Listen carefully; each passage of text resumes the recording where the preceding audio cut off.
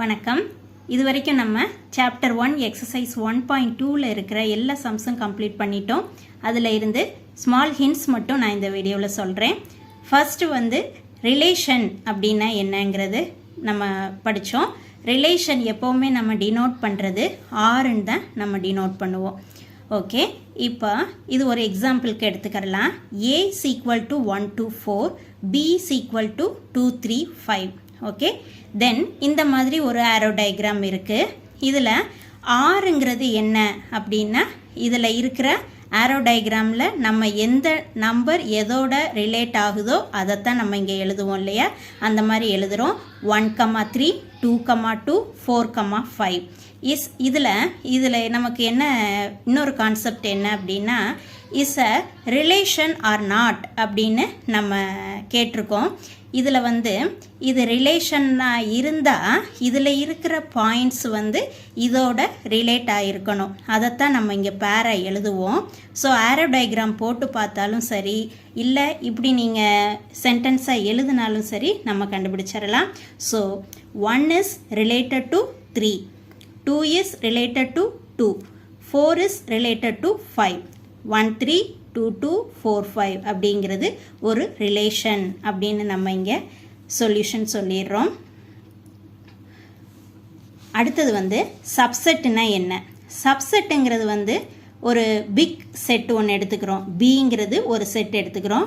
அது அதில் இருக்கிற பாயிண்ட்ஸ் 1,1, 1,2, 1,3 சப்போஸ் இப்படி நம்ம எடுத்துக்கிறோம். Then A equal to set of all 1,1, 1,2 அப்படிங்கிறது இது பியுடைய சப்செட்டா அப்படின்னு பார்க்குறோம். எஸ், பியுடைய சப்செட்டு தான். ஏன்னா ஏல இருக்கிற எல்லா எலிமெண்ட்ஸுமே பியில் இருக்குது. எக்ஸ்ட்ராவும் பியில் இருக்கலாம். பி பெரிய செட்டாக இருக்கணும். ஏல இருக்கிறது எலிமெண்ட்ஸ் பியில் இருக்கணும். அப்படி இருந்தால் ஏ இஸ் அ சப்செட் ஆஃப் பின்னு சொல்லிடுறோம். அடுத்தது டொமைன்கிற ஒரு கான்செப்ட் பார்த்தோம். இப்போ ஃபார் எக்ஸாம்பிள் இந்த சம் எடுத்துக்கிறலாம். ஏங்கிற செட்டில் 1, 2, 3 இருக்குது. பிங்கிற செட்டில் 1, 4, 9, 10 இருக்குது. இதில் டொமைன் என்ன, கோடொமைன் என்ன, ரேஞ்ச் என்னன்னு பார்ப்போம். டொமைன்கிறது ஒன்றும் இல்லை, ஃபர்ஸ்ட் செட் இருக்கு இல்லையா, இந்த ஏ இருக்கு இல்லையா, இதுதான் இதில் இருக்கிற எல்லா எலிமெண்ட்ஸும் தான் domain. That is domain is equal to set of all 1, 2, 3. அதே மாதிரி கோடொமைன் என்னன்னா, பிங்கிற செட் இங்கே இருக்குது இல்லையா, இந்த செட்டில் என்னென்ன எலிமெண்ட்ஸ் இருக்குதோ 1, 4, 9, 10 இருக்கிற எல்லா எலிமெண்ட்ஸுமே கோடொமைன் தான். பட் அடுத்தது ஒரு கான்செப்டு, இது என்னென்னா ரேஞ்ச்.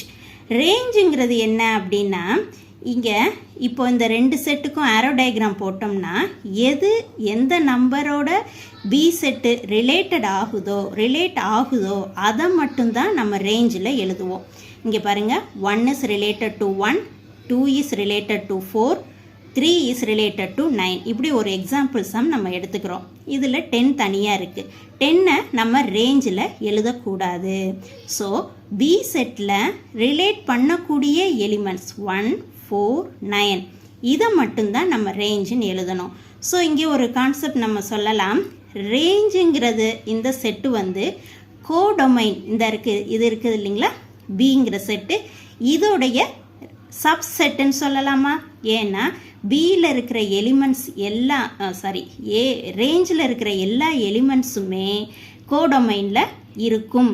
கோடொமைனில் எக்ஸ்ட்ராவும் இருக்கலாம். ஸோ கோடொமைனுடைய சப்செட்டு தான் range. That is range is a subset of codomain அப்படிங்கிற ஒரு கான்செப்ட் இதுலேருந்து வருது. நெக்ஸ்ட் ஆரோ டயக்ராம்.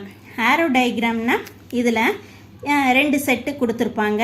இதை நம்ம தனித்தனியாக எழுதிக்கிறோம், ரெண்டு செட்டாக எழுதிக்கிறோம். ஏங்கிற செட்டில் இருக்கிற எலிமெண்ட்டை பியோட ரிலேட் பண்ணுவோம். இதுதான் ஆரோ டயக்ராம்.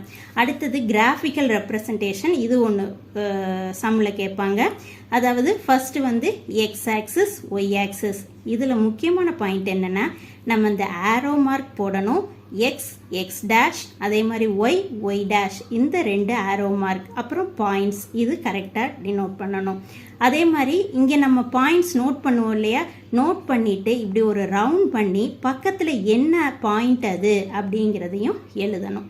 அடுத்தது ரோஸ்டர் ஃபார்ம். ரோஸ்டர் ஃபார்ம்னா எலிமெண்ட்ஸ் வந்து separated by commas and within brackets, அவ்வளோதான். இந்த மாதிரி எலிமெண்ட்ஸை செப்பரேட் கமாஸால் செப்பரேட் பண்ணி எழுதணும், வித்தின் ப்ராக்கெட்ஸில் எழுதணும். இதுதான் ரோஸ்டர் ஃபார்ம். அடுத்தது ஃபங்க்ஷன் அப்படிங்கிற ஒரு கான்செப்ட் இதில் வருது. ஃபங்க்ஷனா இல்லையா அப்படின்னு கேட்பாங்க. அதுக்கு வந்து இந்த டெஃபினிஷன் மட்டும் பார்த்துக்கோங்க. All the elements of domain. டொமைன்கிறது என்னன்னு சொன்னேன், முதலே சொன்னேன் இல்லையா, அந்த ஃபஸ்ட்டு செட்டு கொடுத்துருக்கிற சம்மில் ஃபஸ்ட்டு கொடுத்துருக்கிற செட்டு தான் டொமைன். அதில் இருக்கிற எல்லா எலிமெண்ட்ஸுமே are related to some elements of codomain. அதாவது டொமைனில் இருக்கிற எல்லா எலிமெண்ட்ஸும் நல்லா நோட் பண்ணிக்கோங்க.